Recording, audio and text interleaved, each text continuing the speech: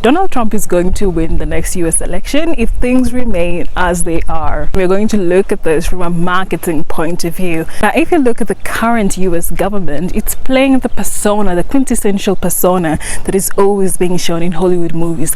The hero, America the hero that is always trying to save the rest of the world. That's what it's trying to do with the war in Gaza, with the war in Ukraine, and very much at the expense of the US citizens. They are paying a lot of taxes, but all of that is going into helping other countries, and the American people are suffering. Young American people cannot even afford to buy houses, but no, the government is just busy trying to save other nations. And so this means that for the next election, the voters, the citizens, American citizens, are actually looking for someone who is going to put American interests first. And by American interests, it's not the interests of America as a political entity, but the interests of the citizens. That is, they want the cost of living to go down. They want to be able to buy a house if they want to. They really don't care about diplomatic interests with other nations. Normal people don't care about that.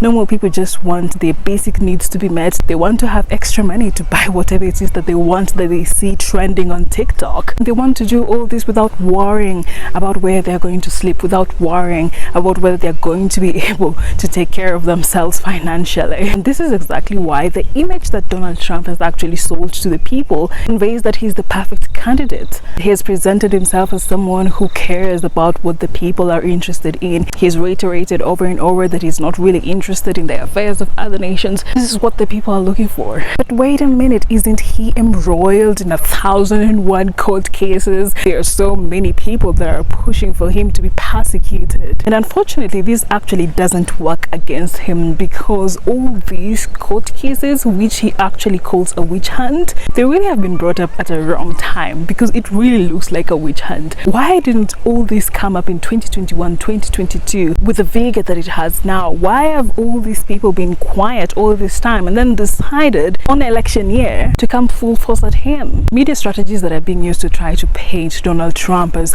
the worst villain ever, it's actually working to his own benefit. Remember that majority of the voters are actually looking for an anti-hero. They don't want someone who is going to make America the hero of the world.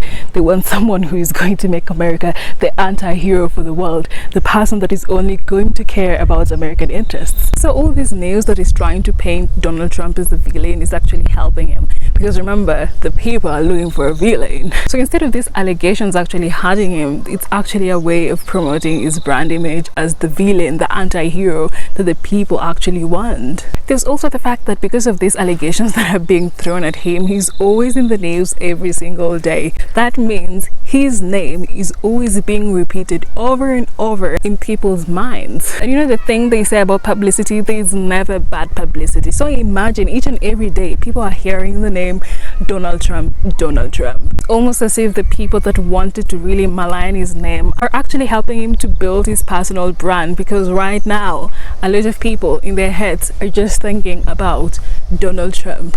There's also the fact that he doesn't have a worthy competitor. When you look at Joe Biden and how he presents himself, his personal brand is actually not that strong. And then also the instances of him just looking so frail, looking like an old man who cannot take care of himself. He's always falling down, he's always forgetting things. And of course, these are symptoms that come with age, but it obviously weakens his image as a worthy competitor for Donald Trump. And even when it comes to evaluating Donald Trump's previous term in office, of course, there are some things that he didn't do right, but I was reading in a New York Times newsletter that as human beings, we have a psychological bias that actually makes us think that our current misfortunes are much worse than what we went through in the past. So you find a lot of people think that Donald Trump is the best choice because they've actually forgotten about the misfortunes that they went through during his term in office. And they can accurately remember very well what they're going through right now. But I really do think that when it comes to this competition, this rivalry, the biggest variable and factor is the image that is being portrayed about Donald Trump. The strategies that the media are trying to use are really trying to malign his name, but in the end it's actually helping him, because the people